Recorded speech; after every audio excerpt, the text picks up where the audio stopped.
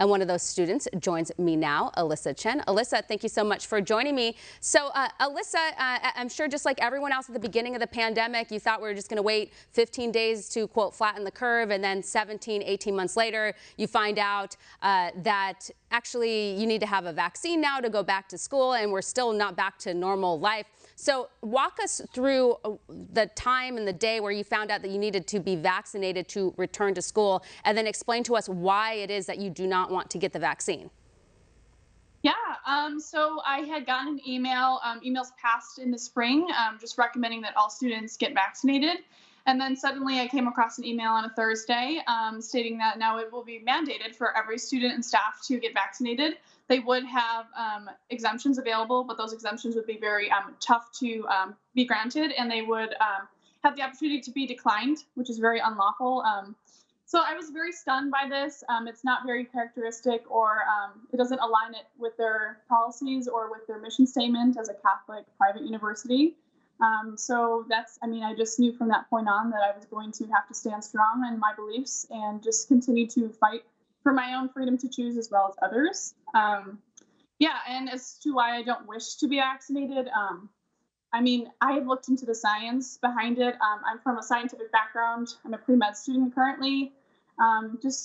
Looking by ingredients, different manufacturing companies, there's just really no data that supports the necessary grounds to have it. I think it's very discriminatory to enact policies that you should be requiring students or staff to kind of go against their own religious rights or their own thinking to just follow some mandates that don't make any sense. Yeah, So. and specifically, so this is what I'm reading here. Pfizer and Moderna did perform confirmation tests using fetal cells. So that is, if you are against abortion, that would be a major issue.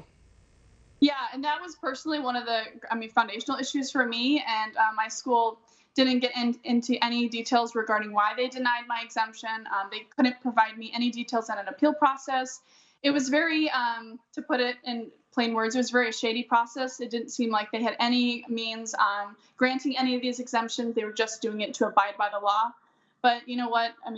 You have to be abiding by the Constitution, and I believe that we all should have the freedom to choose. Yeah, So. and so there's so many students across the country, and we've had other students on the show who are fighting similar battles, whether it be because of their health and they can't get the vaccine, or other reasons, or maybe they've already had COVID and have the antibodies and feel like they're young and they're healthy enough to fight it off. They're in the same situation, but some of them haven't been so lucky, and some of the universities just aren't budging when it comes to exemptions. It's like they're just not allowing it. Yeah. For me, way before they released the email stating that they would be mandating it, I knew that I would have to stand and fight for, what I believed in, and I was not about to compromise my decisions or my religious beliefs for a school and for my education. So, and I have the Liberty Council to thank for that, because they really did provide a way out for me and for others too.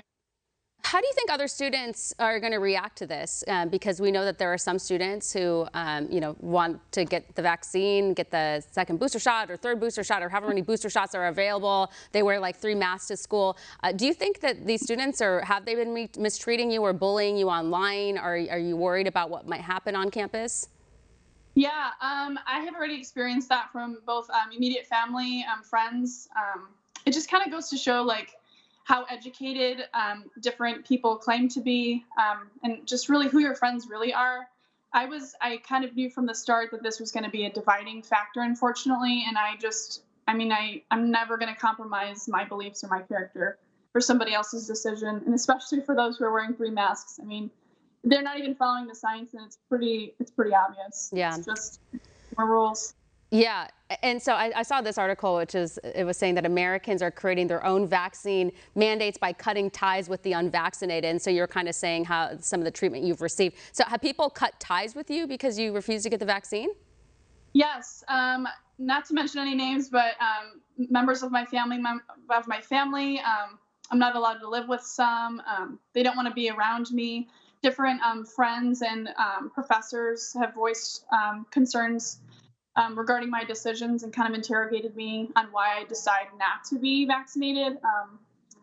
and different jobs. It just kind of, I mean, it's making it harder definitely for people who are choosing to stand strong and to in their decisions. But I believe that there's always a way out, and it's definitely worth it to stick with your beliefs and your character. Yeah, they're certainly making it very difficult to navigate in polite society, if you will. And so they say the government's not like mandating this, but they're having everyone else do the work for them, whether it be universities or corporations or businesses. And I'm sure you've been watching some of the mandates, like in New York City, for example. Now you need a vaccine passport to even go into a grocery store if it like serves hot food. So like basic things. And then too, if you think about it, they're like, you need your vaccine passport and an ID. But originally we were told IDs were racist, so I don't know like where people are going to get their IDs if it's too racist. You know what I mean? So these rules are really crazy. I'm glad that you pushed back and that you were successful, and hopefully other students who maybe are a little bit scared to come forward or think that there is no hope, this story might be some hope for them. So we appreciate you opening up and sharing your story, and we wish you luck. Yes, thank you very much for having me. Thank you so much. Coming up next, you know it's bad when